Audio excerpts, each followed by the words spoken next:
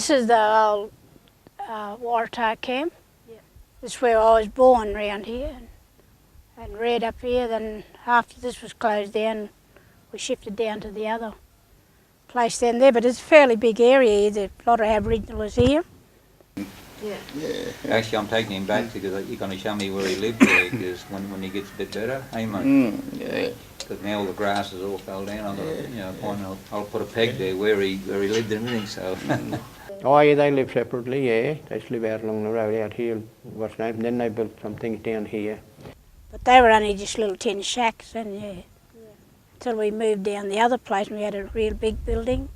But everyone they just cut the building in half, and one was on that side and one family on this side. They had their own houses, like big sheds, you know. Windows way up there, and only one door. Yeah, tin shed, tin sheds. Big tin shed, yeah. Still a bit of cement slabs and a bit of iron and stuff that, yeah, I remember that, yeah. And the window was up high, you know, it wasn't down low. This family in this hut, and family there and that. Big sheds they were, and they just cut them in half. And all the people used to just jam in one place with that. But they're all in their own little settlement, like, you know.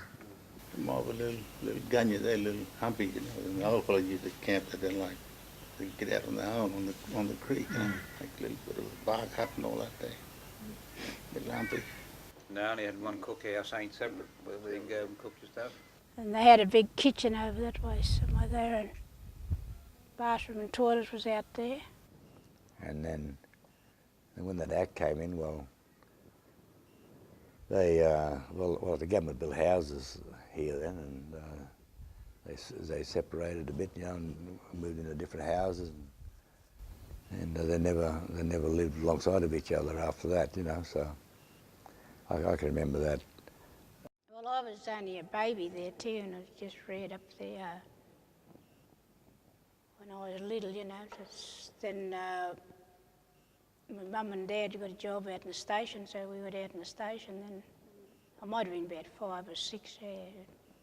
Yeah, there was no worries at all. They were good stockmen, and good on the stations. Of course, the women would work in the kitchens and that, and do all that, very clean. Well, they control your money and that, you know, and more or less your life. Like, when they tell you to go to work out in the station, you had to go, so. And to go out and work, you know. You had no choice at all, you just got to go. Yeah. And stay out in the station, and when you get out the station, well, the boss is your boss. You got no chance of going back to town, not unless you walk away from the station, you know. But we stayed out the station until my dad got old anyway, retired. So. When I grew up, I only learnt that my father, he paid his way out of the Act. Yeah. So they was always on the cattle station like Hifley and Waratah. Well, all I remember from my grandmother, she was still under the Act. She was only allowed to come up. The reserve is down there when you go to Normanton, see, just down here where Eddie go, that was the reserve.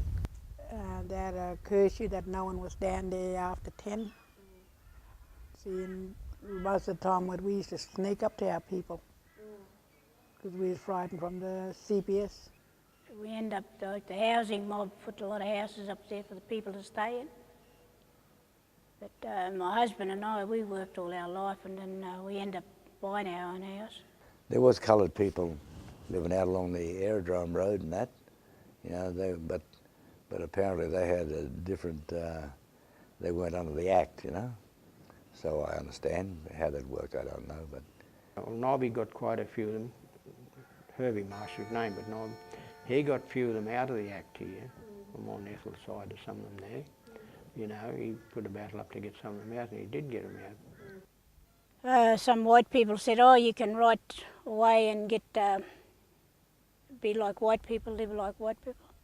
So a lot of them did that and got out, and finally the government let them out from under the Act. So then they all looked after their own money and everything and that, you know, bought their own home, the ones that was working all the time. And it certainly gave them better housing anyway, you know. Yeah. Yeah, well, you're born to it, eh? You know, it's you don't know any difference anyway. We all played together. And if a dark person dies, they put the Aboriginal flag half-mast. And when my pop died or any white dies, the Australian flag goes half-mast. And if they're mixed race, both flags are half-mast. Oh, well, he's a girl. Yeah, Try and see what he'll do. And I love sleeping outside in a cool night out in the open. You get the fresh breeze and that, and especially when there's full moon on you, that's when we like to go out in the bush and camp out.